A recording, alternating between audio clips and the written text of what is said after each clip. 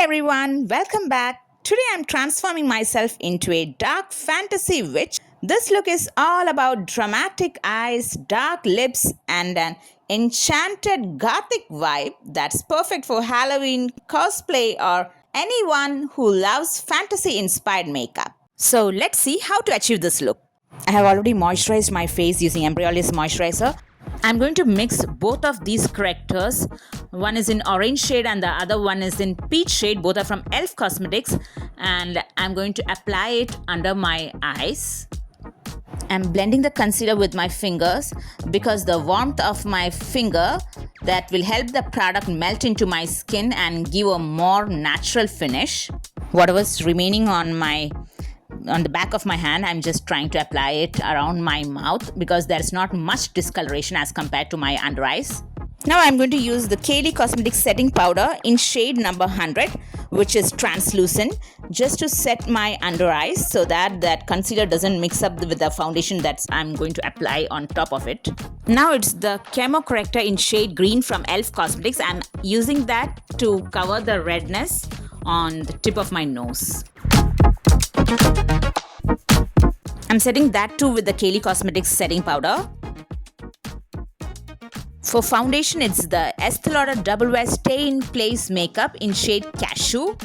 This is a new version. For any Halloween makeup, I would strongly recommend this foundation because it offers amazing coverage and stays flawless for hours, making it perfect for creating long-lasting Halloween looks. Now this foundation is slightly yellow for me, and that's the reason why I'm mixing this blue pigment from LA Girl so that it turns slightly green for my skin. Instead of a beauty blender, I'm using the Sephora Collection Pro Foundation brush number 47 because it gives me more coverage, blends the foundation evenly, and helps me achieve a smooth, flawless base without absorbing too much product.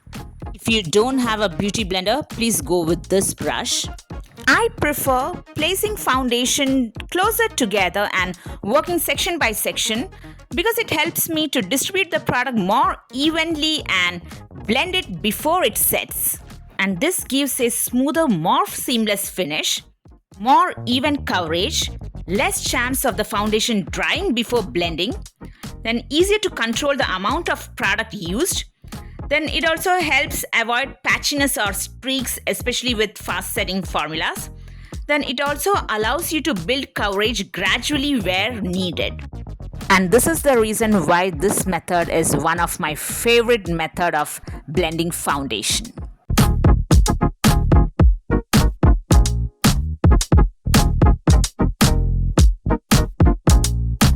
Now I'm going to use the NARS Radiant Creamy Concealer in shade Ginger on top of my eyelids as an eyeshadow base. Then I'm setting it with the Kylie Cosmetics setting powder and then my entire face with the same setting powder. Moving on to the eyes, which are the main focus of this look, I'm using the Morphe eyeshadow palette in Flickering Sands. First, I'm taking this deep matte brown shade and applying it to the outer V of my eye using a contour brush. This will create depth and help give the eyes a more dramatic, mysterious shape. Next, I'm going to apply this shade over the remaining lid area using a flat shader brush, blending it gently into the darker outer corner so there are no harsh edges. Then using the same deep brown shade, I'm working slowly through the crease with small circular motions. This helps build intensity and creates a smoky, diffused effect. To deepen the look even further, I'm applying this black shade across the lid with the same flat shader brush, blending from the outer V toward the inner corner. This creates that dark gothic witch aesthetic while keeping the transition shades visible around the edges. When you're using a darker shade, always try to move from the outer corner to the inner corner. That because in case if you make any mistake, you can easily rectify. To finish the eye look, I'm highlighting my brow bone with NARS concealer in shade Ginger and just dabbing it. This creates contrast and makes the smoky eye stand out even more. Now for my brows, I'm going to use the Estée Lauder Brow Perfect 3D All-in-One Styler in shade 10 Black and Brown. Why they say this product has 3-in-1? Because it contains the pencil, the one which I'm using. It also has the brow powder, and this one single product itself has the clear brow gel. You can see that I'm opening it and showing. This is the brow powder and this is the brow gel. Now, in spite of having a flawless makeup, I still have sunken eyes, and for that, to balance the darkness around the eyes and to remove the focus from my sunken eyes, I'm brightening the upper cheek area directly beneath the eyes using Estée Lauder Futurist Skincealer in shade 3N, which is one shade lighter than my True Match, that is 4N. Now, this brightening concealer, please stop where your socket ends and don't drag up to your hairline. Only then it will look natural and balanced. I'm going to use the Character Cosmetics Pro Contour Powder Palette, and I'm going to use this shade for contouring my face. I'm going to keep the overall appearance cool toned and dramatic. Notice that I'm not using bronzer in this look. I want the complexion to remain more ethereal and less sun-kissed.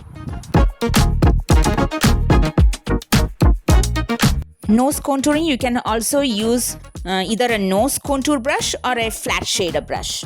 For blush, I'm using the shade Gingerly from MAC Cosmetics, and for applying that, I'm using the blush brush from e.l.f. Cosmetics.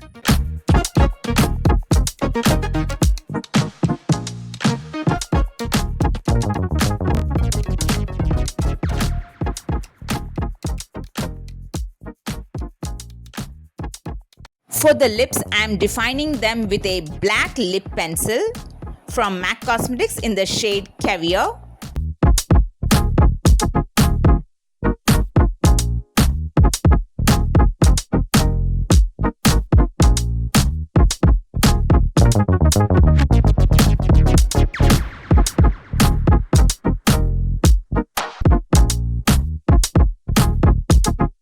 Since the lipstick that I'm going to use is of satin finish, I'm lightly shading my lips with the same lip pencil because it serves several purposes, like it enhances depth and dimension, it creates a seamless transition, it improves longevity, and it also intensifies the color.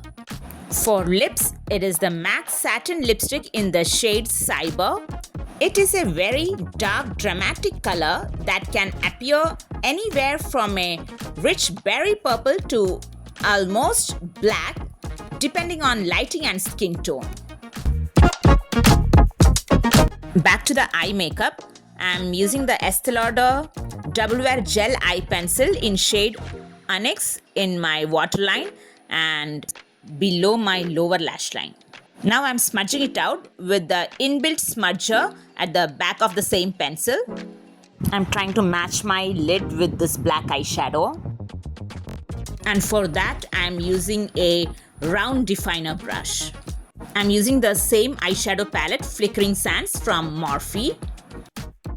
Finally, I'm locking everything in place with Charlotte Tilbury's Airbrush Flawless Setting Spray. And that's the completed Dark Fantasy Witch transformation. A totally unfiltered makeup look. This is the look without any filters, no skin smoothing effect. What you're seeing is achieved purely through proper skin prep, the products that I used, and the techniques I followed. Let me know in the comments if you would wear this look for Halloween, a fantasy event, or a cosplay convention. If you enjoyed watching this tutorial, then don't forget to like, share, and subscribe this channel. See you all in the next video. Till then, bye.